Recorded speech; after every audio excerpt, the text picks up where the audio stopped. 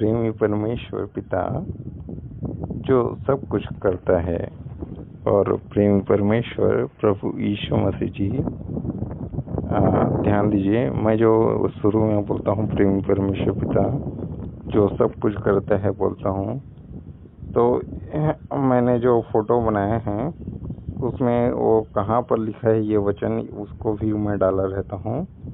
ये लिखा है सभोपदेशक 11:5, देख सकते हैं आप लोग, ठीक है, कि हमें प्रेम परमेश्वर ये फोटो में लिखता हूँ कि प्रेज द लॉर्ड, तो मतलब परमेश्वर की स्तुति करो। तो क्यों करना है? क्योंकि वो सब कुछ करता है। हालेलुया। और आगे प्रेम परमेश्वर प्रभु यीशु मसीह जी और प्रेमी परमेश्वर पवित्र आत्मा प्रभु जी के अति पवित्र और सामर्थी नाम में आप सभी को जय मसीह की। आज का दिनांक है 30 जून 2021, बुधवार 30 जून। मुख्य विषय है पेट्रोलॉजी, परमेश्वर पिता के बारे में अध्ययन। इसे यूनानी में पेट्रोलॉजी भी कहते हैं। कृपया ध्यान दें, अभी हम जो सीख रहे हैं उसे सिस्टमैटिक थियोलॉजी कहते हैं, मतलब अपने परमेश्वर और अन्य विषयों के बारे में एक क्रम से अध्ययन करना। तो आज का विषय है, 7 टॉपिक हम देख लिए थे, आज 8वां टॉपिक है, वह है परमेश्वर की सामर्थ, पावर ऑफ गॉड। तो ये भाग 1 है, पहला भाग है। परमेश्वर की सामर्थ के विषय में परमेश्वर का वचन हमें मुख्य 21 बातें सिखाता है, जिनमें कुल 50 से भी अधिक बातें हैं, जिनमें से आज हम 2 बात देखेंगे। हालेलुया। परमेश्वर की सामर्थ, पावर ऑफ गॉड। पुराने नियम में यह शब्द, या मतलब पावर ऑफ गॉड, पावर है ना, पुराने नियम में यह शब्द ताकत, शक्ति, बल, क्षमता या बल का संकेत करने के लिए बहुत से हिब्रू इब्रानी शब्दों को प्रस्तुत करने के लिए उपयोग किया जाता है, जैसे वीरता, शासन, शक्ति या प्रभुत्व। और नए नियम में सामर्थ के लिए यूनानी में प्रमुख शब्द डायनामिस और एक्सोसिया हैं। हालेलुया। पहला देखते हैं, आइए। इसमें पहला पॉइंट है परमेश्वर की सामर्थ्य, यह उनका एक गुण है। हालेलुया। परमेश्वर की सामर्थ्य के बारे में देख रहे हैं, यह उनका एक गुण है ना।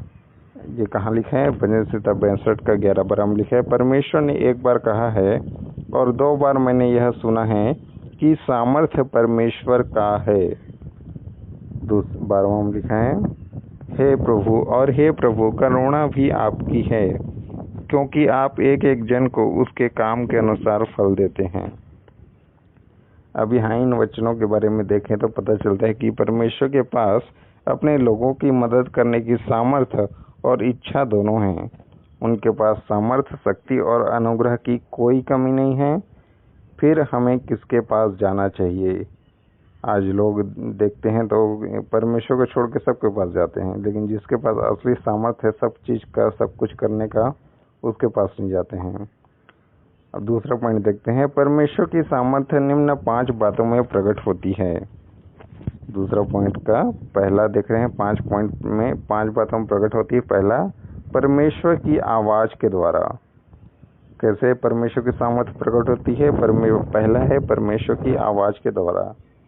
लिखा है भजन संहिता 29 का 3 से 9 में, यहोवा की वाणी मेघों के ऊपर सुन पड़ती है, प्रतापी ईश्वर गरजता है, यहोवा घने मेघों के ऊपर रहता है। यहोवा की वाणी शक्तिशाली है, यहोवा की वाणी प्रताप में है।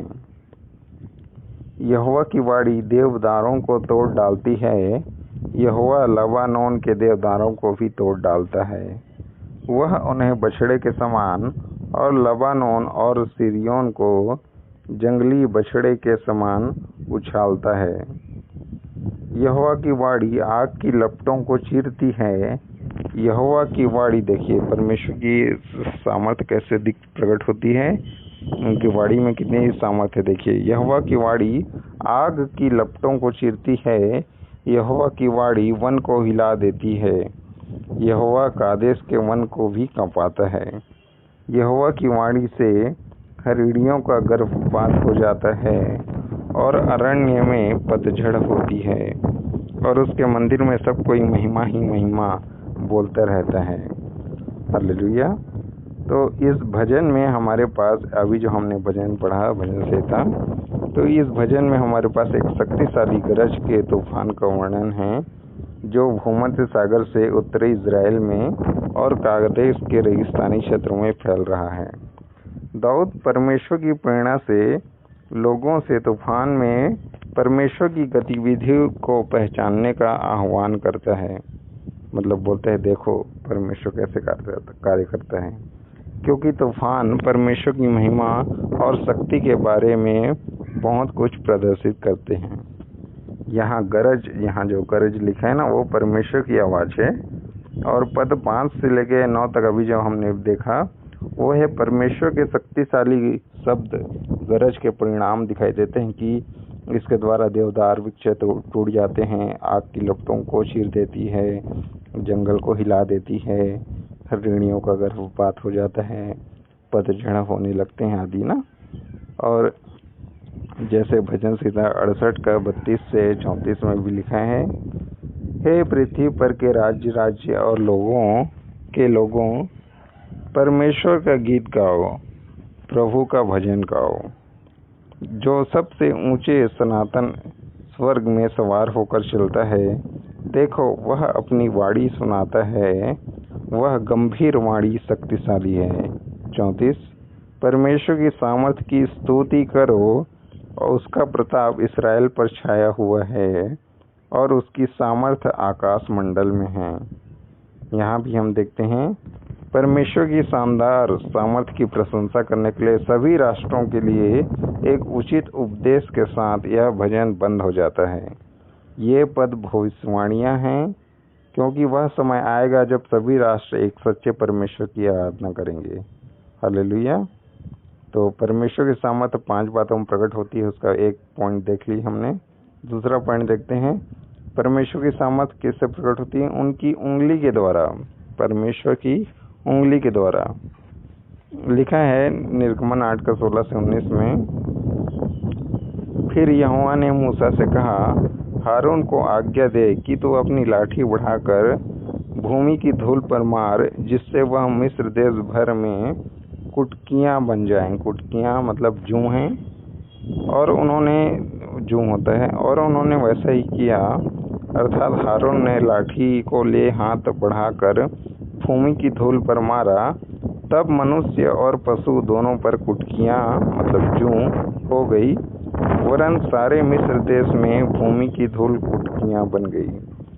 तब जादूगरों ने चाहा कि अपने तंत्र मंत्रों के बल से हम भी कुटकियाँ ले आएं, जूं ले आएं, परंतु यह उनसे ना हो सका, और मनुष्यों और पशुओं दोनों पर कुटकियाँ बनी ही रही।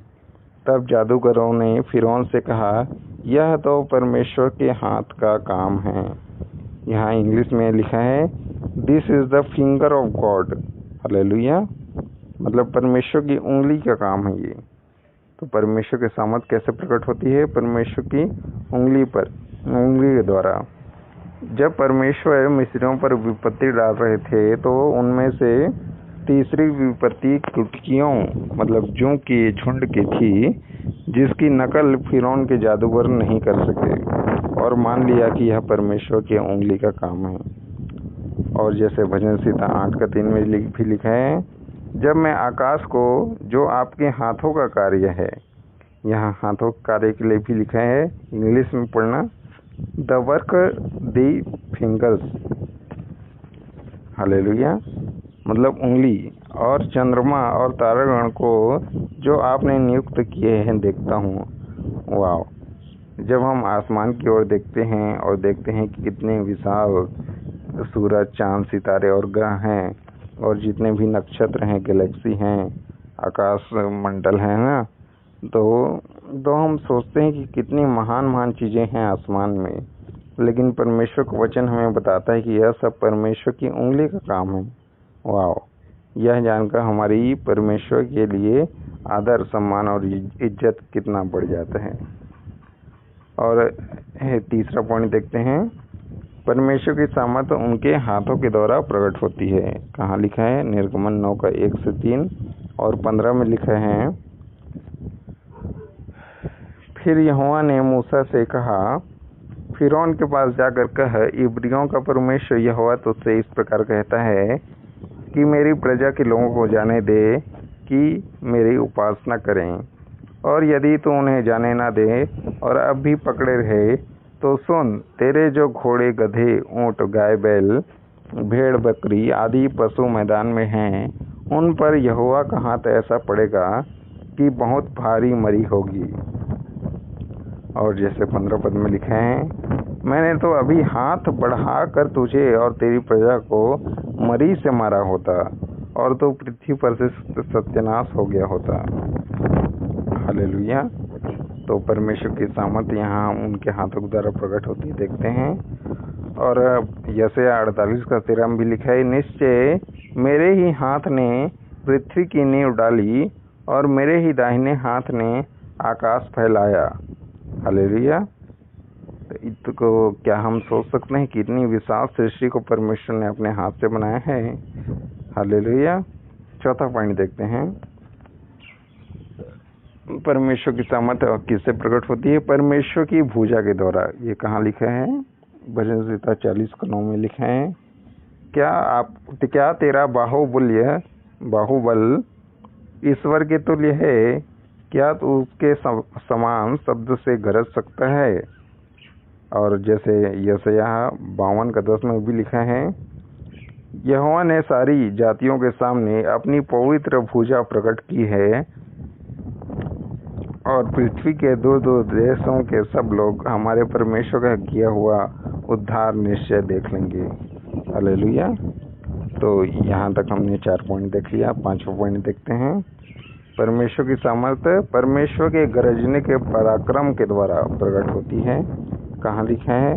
अय्यूब 26 का 14 में लिखा है, देखो ये तो उसकी गति के किनारे ही है और उसकी आहट उसकी आहट फुसफुसाहट ही सी तो सुन पड़ती है, फिर उसके पराक्रम के गरजने का भेद कौन समझ सकता है? यहाँ पराक्रम के गरजने का को इंग्लिश में लिखा गया है, thunder of his power. Hallelujah. तो अय्यूब कहता है कि परमेश्वर के कार्य उसके बारे में बोलते हैं, लेकिन जो सुन सकते हैं हम, वह केवल कानाफूसी की तरह लगता है। तो परमेश्वर की शक्ति इतनी महान है कि उनकी रचनाएं जो हमें ज्ञात है या मालूम है, वे जैसी अद्भुत दिखती हैं ना, यह उनके सामर्थ्य का केवल एक छोटा सा हिस्सा प्रकट करता है। इस दुनिया में कोई भी उनकी सर्वशक्तिमानता को समझना शुरू भी नहीं कर सकता। इतना सामर्थ्य है हमारा परमेश्वर। तो आज के लिए बस इतना ही, आगे कल देखेंगे। तो प्रेम परमेश्वर इस प्रेम संदेश के द्वारा हम सभी को बहुत बहुत और बहुत आशीष दे। आमीन। God bless you all.